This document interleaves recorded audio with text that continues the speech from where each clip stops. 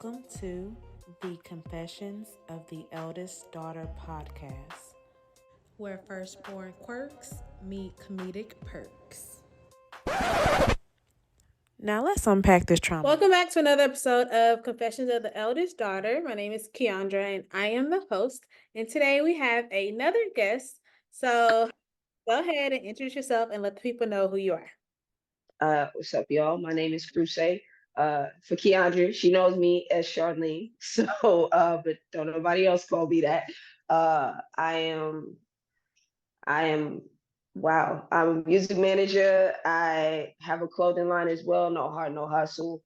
I curate shows, I'm A&R and albums. I do business management. So just kind of all around in the entertainment world right now. Right. And so I have known Charlene literally my whole life. Like she literally used to babysit me when I was little. So today it's actually kind of funny because we're talking the topic of the day. Our topic of the episode is going to be the youngest versus the oldest. But it's just funny because she's been older than me my whole life. So it's going to be weird hearing her point of view as the oldest, being the youngest child, even though she's older than me, but whatever. So that's going to be Yeah. the topic today. So, Charlene, go ahead and tell what was your experience growing up as the youngest child in your family? Um, Being the youngest child for me was a little much, just simply because it was just me, my mom, and my sister growing up. And so I We was were I was neighbors, by the way. Like literally yes. across the street. Same church, Yes. same like Same. daycare. Yes. Like Same everything. yeah. Uh but with it just being us three, I always felt like I had to be like the protector of everybody, and especially after my sister had some traumatic shit happen to her and I was in the house when it happened, like yeah, like that's when I became like super, super, super protective. So growing up, I did not have it the easiest because I was the troublemaker. I was kind of the wild card, and I've always been like the wild card when it comes to my family. Um, Obviously, I'm gay. I came out at like 15, and so Really? I'm trying. yeah, I don't think I knew what that was today. So I'm like, clearly I knew you when you were 15, but I don't think I registered what that was back then. well, I'll tell you like this: with the small town that we came from, I didn't know either. Okay. I knew that I liked girls in the second grade, but I didn't know what the fuck that was. I just thought it was weird. You know what I'm saying? And I just never said anything. And so then I moved to Houston. Mm. And yeah. Yeah, Well, yeah. My first day at school, I seen girls on the locker. And I like, oh, okay. So I'm not, it's not just me. There's more out here. So yeah, I'm always the wild card. Even after I graduated, I left and moved out of state to go to school, to go to music school at that. When my dad wanted me to go to the military, my mom was just like, stay in state. So yeah, it I think that it could have been worse for me, but my parents noticed that I was really big on being responsible. I was one of those kids, I didn't like to disappoint them, even though I was outside, messing up and everything. Like I didn't like to disappoint my parents because that was like a big thing for me. I was like they expected a lot from my sister because she was the oldest, but for me it was just like you're kind of supposed to be like her, so like you have to do better, like period. And so that was like that type of pressure. that's interesting because now I want you to give like compare and contrast you versus your sister. Without Well, I mean, like what she got going on versus what you talk about ooh, yeah. so my sister graduated top 10% in high school, found her husband on Valentine's Day on 6th Street, literally spotted him. He was working the door at one of the clubs and said, this is her freshman year in college. first year ever. Spots him on 6th Street. She says that's gonna be my husband. He says that's gonna be my wife. They've never met. They meet. They are literally still together till this day, and that was like in 2003. They are married, have 2 kids, a boy and a girl. He went to the military. She wrote it out. She's a teacher. She's actually got a doctorate. And I am the kid that dropped out of college and said, nah, I'm cool. I'm gonna just do music and get a regular job. And now I'm still in the music industry. I have a clothing line. Um, I'm single. I have no kids. I'm not in a relationship. I don't even be thinking about a relationship. Uh, and I'm just kind of out here winging it. Like me at 35, I honestly think it's crazy because my mom was 33 when her and my dad split. And for her to be 33 and raising a 4 and 8 year old solo dolo in our town, I'm just so like, girl, bless you. Cause I'm getting ready to turn 36 and I'm still kind of all like, yo, what's happening? Yeah, still trying to figure it out, and I don't know. And especially, yeah, come from our town. It's like anytime, like even, when I was in the hospital, I got so many DMs because I had put that I was getting discharged and they were like, "Oh, you pregnant? When did y'all ever see me post a belly? Oh, a stomach? Or did I did y'all see some maternity pictures? Y'all think I give high my whole pregnancy and then pop out with a baby? Like, oh, Come like on, I was Chloe. really fighting for my life in the hospital. People just thought I was pregnant. People just immediately go to No. pregnancy. So like, yeah, so to be a single mom or just not be married yet in your 30s is like bizarre because there's nothing else to do in our hometown, I guess. But I don't know. And yeah, she made it work with us though. Like I will say that we had a really good childhood in spite of not my dad was around, but he wasn't around. I don't never want to discredit him and say, yo, he went missing or anything like that. But it was a challenge in my younger years when it came down to custody because even me and my sister kind of just got to a point where it was all like, oh, we don't we don't want to go out there no more, you know. Um, so that was a bit of a challenge, but it was for me. I just kind of felt like I'm not saying I'm dad. I'm not saying I'm the man of the house, but I'm saying like I gotta protect him. Like that's me. Like that was my role, and I was just all like, my dad was just he's he was being him, and it was just one of those situations where I just we just decided as a collective, like, let's work on that relationship a bit more before we start going there. Yeah. I think you remind me a lot of my sister. I don't even know if you know my sister is like 21 now, but she's probably a baby when you saw it last. Oh. But she's like the kind of like a very protective. Like if I ever needed somebody to fight, if I was like, oh, I'm about to go fight, like I know she'd be down. Like she's protective. And then she also kind of just wanted to do her own thing. Yeah, If school wasn't for her, she's going to be the manager of this or whatever. Like she has a great job now. She's a manager. Like she's doing great things, probably making more money than most people who went to school right now. yeah, Or, doing things the right cookie cutter way isn't for yeah, everybody.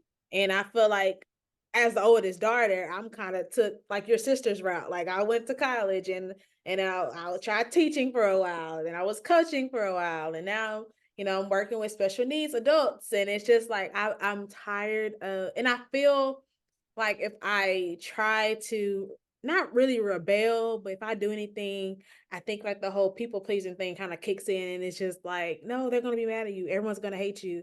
And so it's like I try to stay on track, but I'll never forget. My sister told me, she was like, Keandra, you do everything right, and our parents still hate you.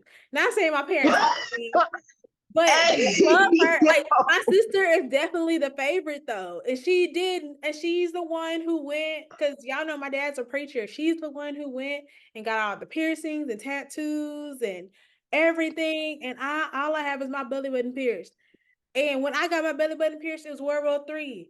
But when my sister came back, she went to college for a semester, came back for Thanksgiving break, had 3 or 4 pictures in her face and everything. Everybody's like, "Oh, that's cute. That's different." And I'm sitting there like, "Bro," and she's like, "Girl, times are different now. You went to college 10 years ago, because it's like a 10-year difference between us." And I was just like, "Bro." But when she told me that, like, that's just always said in my mind. I'm like, why am I trying to be perfect when I can just do what I want to do and be myself and be happy? And my family gonna love me regardless. Like, just like they do her. But yeah, like, she's the favorite. And then of course it's like my brother, he's like the only boy. So of course he's like the second favorite. And then it's just me. And it's just like I'm expected to do great things. And if I don't, then it's like, well, Keandra will never get a man. We ain't gonna never get no grandkids. We ain't gonna never. It's just like, it's 2 other adults in this family. Like, nobody is expecting my brother and sister to have some kids. But Lord, I don't have no kids, and then I'm a failure. It's just I'll never understand that whole dynamic, and it's just like.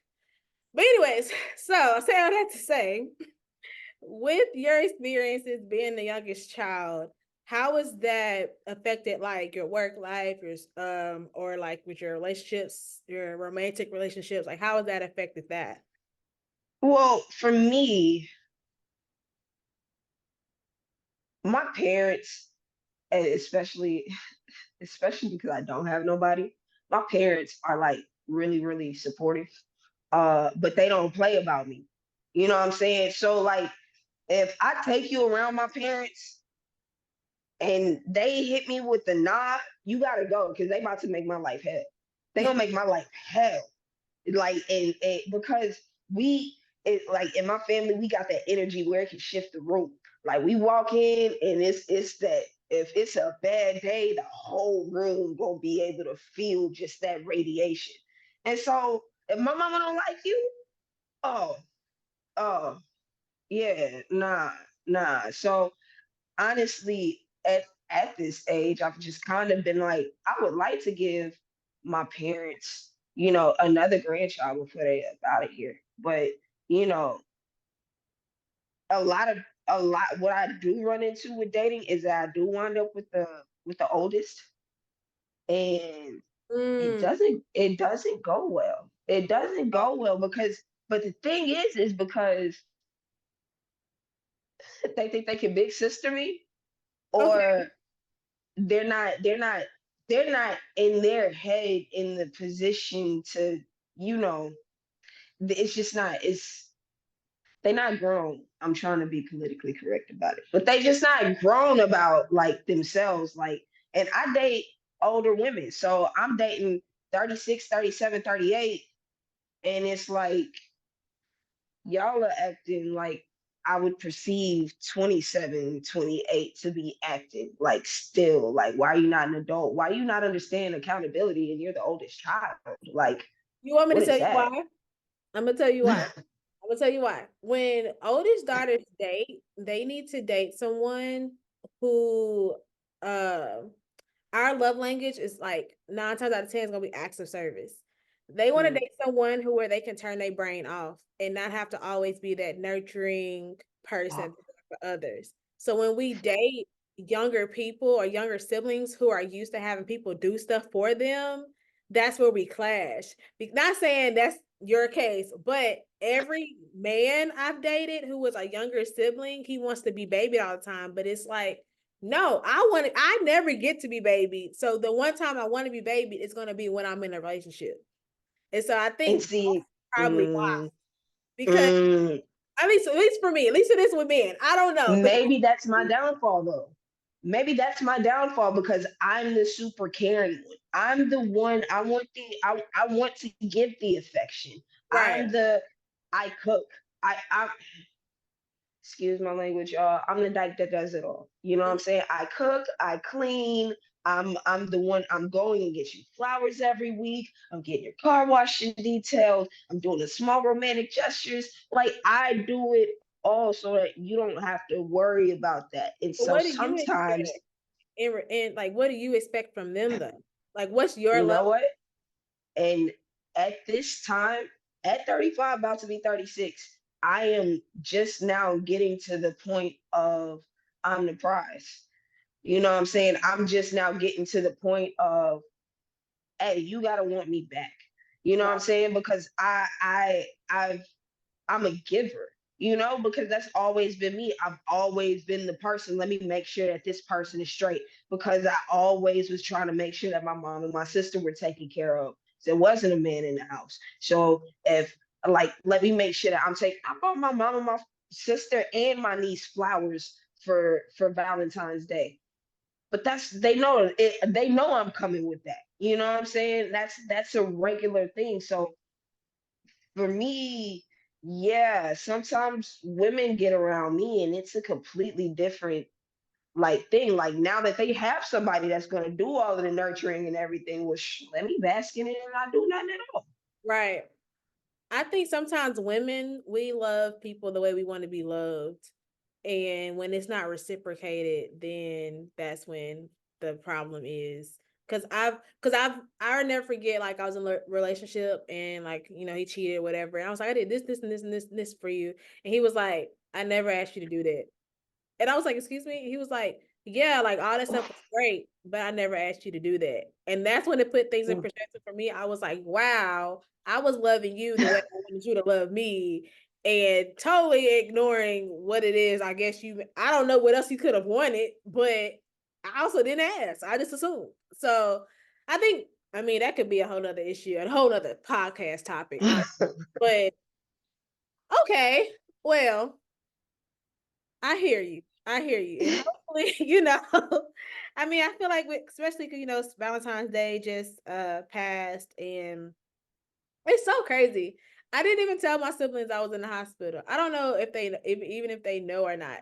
And a part of me, my grandma was like, "Well, why didn't you tell your sister?" And I was just like, "Well, what could they do? Like, she can't come up here. Like, she got to work. Like, she got, whatever."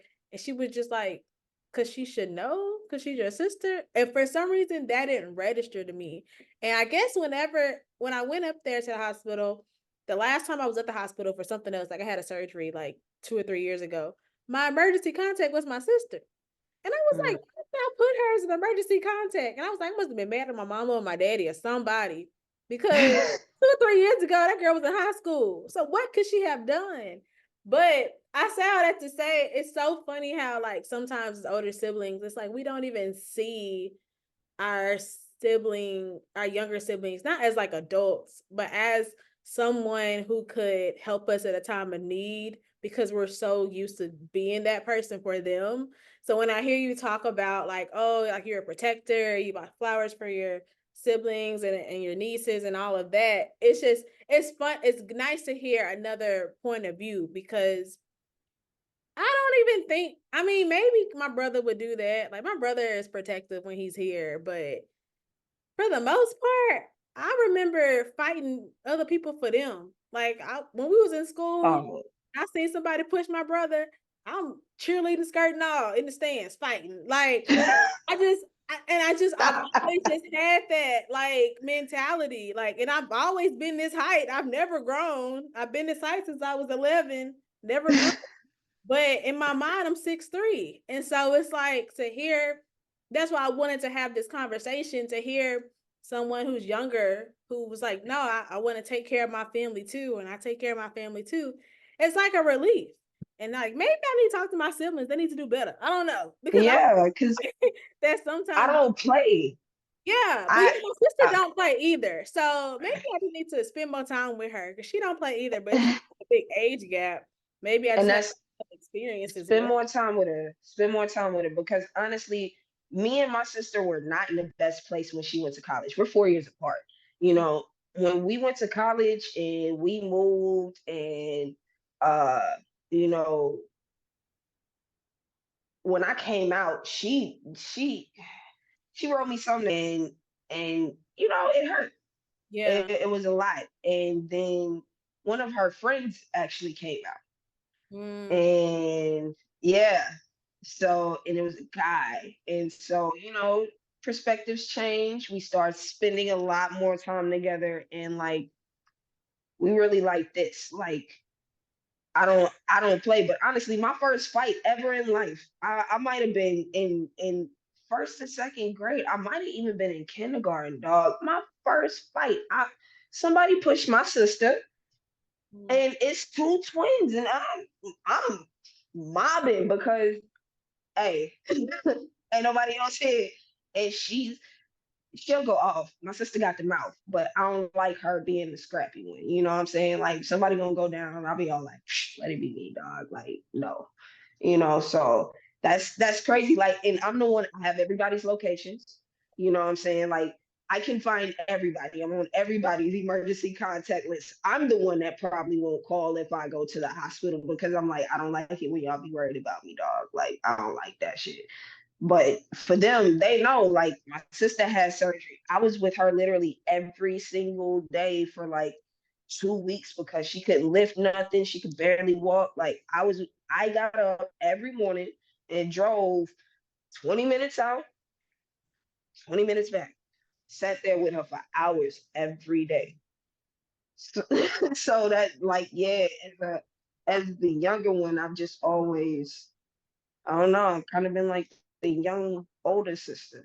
That's what it Or the sounds older like. young sister, you Because know? all of my friends, like all of my close best friends, they're all younger siblings. And I never understood why I gravitated towards them. Because I have some that I'm like, I have some friends, maybe like one or two friends, and we're all oldest daughters. But that's like the one thing that kind of binds us together because we think alike. And so when it's like stuff Mm. like as far as like sense of urgency or, just being reliable, like certain traits of being the oldest daughters, I feel like me and them relate. But all my best friends, they're all youngest daughters. Like I have one best friend, she's like the youngest of six. I have another one, she's like the youngest. I mean, of like two, but whatever. Another one, youngest of like four, and I'm just like, how did I get all these youngest daughter friends? Because most of the time I would think I wouldn't get along with them. But then I also think about my role in the friend group. I'm always the planner. I'm always like, hey guys, let's do this and this and this. Let's go to this. But I just thought I was a type A friend because I'm a very type A organized person. Whole time I just be big sister and my friends like I do my siblings, like because I can't help it. And I hope they're not That's facts. annoyed by it. Normally they just be like, oh, they send their money and they go about their way. And I'm like, all right, well, I got the money. But then after a while, I'm just kind of like, well, dang, can y'all plan something? Or can we. But Can we come together as a group? can we get together and figure out something else? Because if not, if I'm gonna plan everything, because then you know how you be excited, you want to plan something, and then everybody be like, "No, I don't want to do that." That would hurt my Yeah. heart. Because I'd be like, "Well, dang, like suggest something." But now my friends are pretty cool. Like we this is probably like the healthiest group of friends I have currently. But I realized we had all went out to eat last night, and I realized I'm like, bro, all of y'all are younger siblings. Like, I mean, or they may have like maybe like a sibling under them, but they're not like the oldest. Like I'm the oldest of six. None of them are the oldest of six. So it's just kind of like, dang, like I don't know. I always wonder how that happens. So how does that like? I guess like being the youngest, how does that work in like your friend groups? I'm still they I'm always like the youngest but the oldest a lot of times. I'm just now starting to get around the kids. That's what I call them. I'm just now starting to get around the kids. Because I'm just now starting to deal with the music industry again, and a lot of these artists are young, and so a lot of them might be the oldest, but because I am the oldest person, they gravitate like that. Now, my friends that are my age, that are the older ones, hey, crew got it. Crew will plan it out, unless it's one of my gay partners. But other than that, it's all like, oh, crew will plan it out. She got it, man. Don't worry about it. Like same thing as you said. Send me the money. Crew gonna get it done. Make sure that you're there on time because I don't play about time, Right. and that's it. That could just be like a you thing though. That might not be because you're like a sibling though. Yeah, I don't. A lot of people think, especially now, when you look at me and my sister, people be thinking that we're twins, and I have to, like, one of my high school friends, I was like, oh, think about it. Was it just me roaming around the hall? It was like, oh yeah, it was. I was like, yeah, fool, it was. That's not my twin. We 4 years apart. Okay, so do you think, well, I'm saying, okay, so based off of what you know and what we've talked about, who do you think has it worse? Younger siblings or older siblings? And you can base it off of like your experiences, your sister's experiences, or anything we talked about. I'ma say it, I'ma say it in present day. Um, I think I got it pretty easy because like even Valentine's Day, yo, my parents blessed me with like $300. I You know what I'm saying? know. Like, and Just I cause think my you was lonely. I think my sister might have got some flowers. And thank you, baby. You know what I'm saying? But the kids got something, you know what I'm saying? So she's kind of like, especially because she has kids, now that there are grandchildren involved, it's me and the grandkids. You know what I'm saying? Like, so give your niece and your nephew money for like Christmas or whatever. All right, cool. Give them money for Christmas. Oh, and here's 100 for you too. Oh, but thank you. Yeah. Ah, well, here's an extra 50 because I gave him 100. So now I'm gonna give you 150. All right, cool. You know what I'm saying? Versus my sister, it's what do they need? It's never like what do you need? But also, man, they she's straight. Yeah. She's straight. I even don't need nothing. Like even now, they're on like a nice little a real nice staycation, enjoying each other's company and stuff. Just I'm like, look at y'all. Let's be Enjoy nice. yourselves. You know, enjoy yourselves while I sit at the crib lonely. Right. All right. So I like to end this podcast with a confession and a lesson. So, what is something you want to confess? It can be about anything, or it can be about today's topic. Mm, I confess that younger siblings might be a little bit spoiled. A little And bit. my friends will tell you I wouldn't even admit a little bit. So y'all gonna take the little bit. Take the little bit. Younger siblings might be a little bit spoiled, just a little bit. Okay. And then, what is a lesson that you've learned? Uh, a lesson that I've learned as the younger one, being the last person in the family, dude, it is your job to kind of carry the legacy and not trash it. Make sure that the ones that are after you know exactly where you come from. Like that is necessary being the youngest because they look to you for the wisdom. Like my niece and my nephew, they come to me for everything. So it's the even though if you're the youngest, like yo, make sure that you still out here spreading that. That's Good. your responsibility.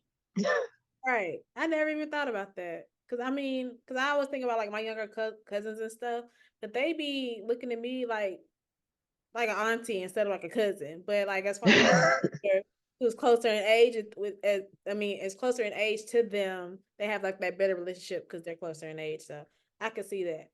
All right, so I'm gonna go ahead and end this podcast. Charlene, go ahead and let the people know where they can find you and follow you. Y'all can find me YUNGCRUSAY. That's Young Crusade everywhere. Honestly, put it in your Google searches. Just put in Crusade, CRUSAY. You will find me. I'm the only person that should pop up. And also, y'all can shop at the game, nohardnohustle.com. Yes. I want to thank her for being on today's podcast today. And make sure you guys follow Colette Podcast on Instagram.